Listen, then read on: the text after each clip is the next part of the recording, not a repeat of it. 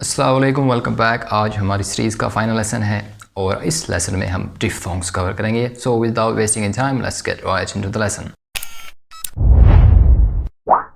Last lesson में हमने मोनोफोंग्स की बात की थी जो कि 12 थे और आज हम 8 डिफथोंग्स जो हैं उनकी बात करेंगे। मोनोफोंग्स होते हैं सिंगल वाउल साउंड, सिंगुलर अ ई उ सिंगल साउंड है।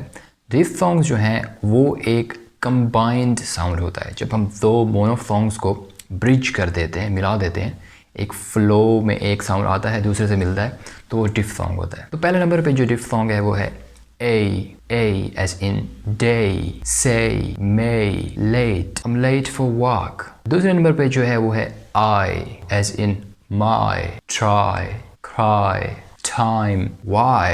उसके बाद ये जो सिंबल है ये है oi as in boy, toy, joy, choice, the boy got no choice। उसके बाद ये जो डिफथोंग है और इसके साथ एक इसका राइवल डिफथोंग आपको नज़र आ रहा होगा। एक जो है वो ब्रिटिश एक्सक्लूसिव है, मतलब मेनली ब्रिटिश एक्सेंट में इसको इस्तेमाल करते हैं। जो अमेरिकन हैं वो इसका दूसरा वेरिएंट इस्तेमाल करते हैं। तो ब्रिटिश जो हैं वो शुआ वाला डिफथोंग इस्तेमाल करते हैं। अमेरिकन जो हैं वो बग़ैर शुआ के इस्तेमाल करते हैं। हम अमेरिकन वाला ज़्यादा इस्तेमाल करते हैं अपनी इंग्लिश में। तो ब्रिटिश वेरिएंट जो इसमें दो साउंड्स हैं अ और उ।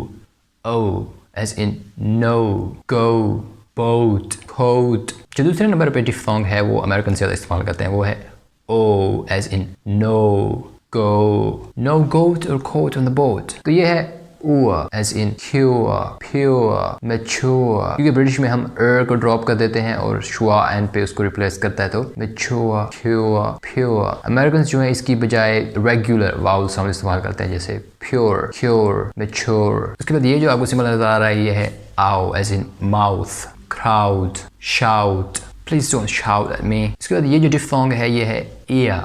ये ज़्यादातर ब्रिटिश इंग्लिश में इस्तेमाल होता है, वो क्योंकि आर को आमतौर पे ड्रॉप कर देते हैं एंड पे जब आर आता है तो ये वाला शुआ वाला जो डिफथोंग है ये इस्तेमाल होता है as in near, fear, here। Could you sit here please। Americans कहते हैं near, fear, here। और फाइनली ये जो है ये है air as in hair, wear, care। Why don't you take care of your hair। Americans कहते हैं care, hair, wear। तो that wraps up our basic English pronunciation series जिसमें हमने इंग्लिश के सारे साउंड्स को कवर कर लिया है। ये थी बेसिक सीरीज़। अब हम थोड़ा जब इंटरमीडिएट या एडवांस लेवल पे जाएंगे तो हम दूसरे फैक्टर्स जो हैं जैसे सुप्रासेगमेंटल फैक्टर्स होते हैं, pitch, intonation, connected speech, weak forms और स्ट्रॉन्ग फॉर्म्स जो हैं वो सारी देखेंगे। तो that's it, see you in the next series. अल्लाह हाफिज़।